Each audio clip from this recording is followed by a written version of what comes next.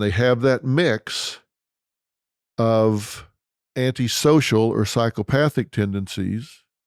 And I made a promise to you last time, and then I forgot to do it. I said I'm going to write myself a note so I don't forget it, and then damned if I didn't forget it. There's one big characteristic that does differentiate the malignant narcissist from the psychopath, and that characteristic is anxiety. The psychopaths, antisocial personality types, don't feel anxiety most of the time. They don't feel fear most of the time. Fear of getting caught, fear of consequences.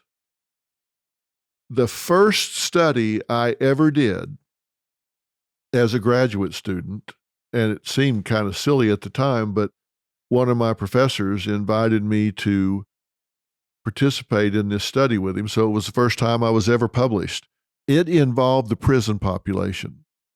And when you do a clinical study, you have to set forth your hypothesis before you start. You can't get your data and then come in after the fact and decide what it meant. You have to say up front what you're going to try to prove and then see if your data supports it or not. And the theory was that those in prison have a higher body temperature than the general population.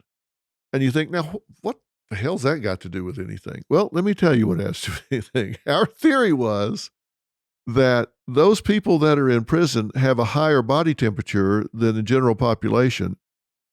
The average peripheral skin temperature is about 91.6. Now, your body temperature is 98.6, but your peripheral skin temperature is about 91.6. And our hypothesis was that one of the signs that tells people that they're afraid, their autonomic nervous system reaction tells them they're afraid, is that you feel flush, right? Think about it. When you get scared or really aroused, you get flush. Your neck gets red and your cheeks get red and you kind of break out in a sweat and your peripheral skin temperature goes up. And so that tells people be afraid. So let's say you've got a young kid and his buddies say, hey, we're going to rob this liquor store down on the corner. And so he gets there and he gets in the parking lot. All of a sudden, he breaks out in a sweat and his face is all hot. His body's telling him, be afraid. There's something wrong here. There's threat here. His body temperature tells him, be afraid. Now, our theory was that people in prison have a higher body temperature, so they don't get that signal that they're already flush. They're already at a higher body temperature. And so when other people would ordinarily get the signal, they don't get the signal. And so our theory was that the prison population would have a higher peripheral skin temperature than everybody else, and therefore they wouldn't get the signal that they should be afraid. And we were right. They did have a higher peripheral skin temperature than the general population. Now, were we right in our interpretation of it or not, or did we just get lucky? I don't know. But I do know that research tells us that because psychopaths don't feel remorse, they don't feel sorry, so they don't fear doing something that they're going to feel bad about, they don't experience anxiety the way other people do. Because it's like, I don't care what happens. I don't have any empathy for anybody else. I don't care. That's not true about malignant narcissists. They do feel anxiety because at the core of the narcissist, whether it's classic, covert, malignant, or communal, at the core of the narcissist is a feeling of insecurity. What you're seeing in the narcissist is a false sense of superiority.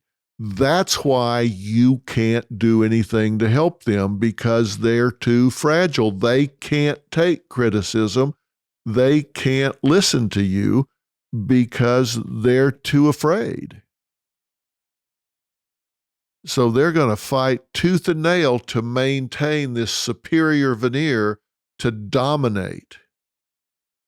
That's why they simply can't be confronted. That's why you can't win an argument with them. They are relentless. They will argue till the end of the earth before they give a point. They won't give. They can't, because if they crack the veneer, their fear is they're going to come completely unraveled.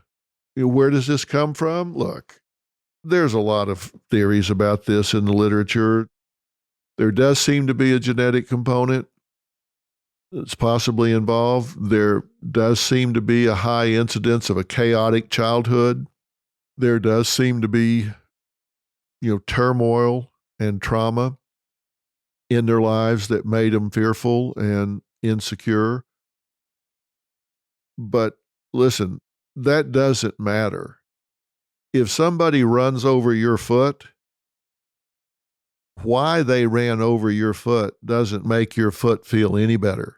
If it was an accident versus somebody doing it on purpose, it doesn't make the bones any less broken. It doesn't make the pain any less. So, do you really care why someone is a malignant narcissist? Yeah, maybe you do, but it doesn't have a functional difference in your life. You need to get away from these people as fast as you can safely do so. Now, I say as fast as you can safely do so because I said these people are overrepresented in the domestic violence population, and the most dangerous time in a violent relationship is when you leave a violent relationship. Why? Because they're losing control. And when they lose control, they do feel anxiety and they panic and they try to up the level of control. So when you leave, they start doing everything they can to get you back under control, and they go too far. The vast majority of serious injuries and murders happen when the abused partner leaves the abuser. It's in those few weeks of when you leave the abuser. So domestic violence is a dangerous relationship to leave. You have to have a safe exit plan, and you can find that. Go to the domestic violence hotline, go to whengeorgiasmiled.org, my wife's website. There's steps for a safe exit plan there. There are many, many state and federal resources out there that you can go to.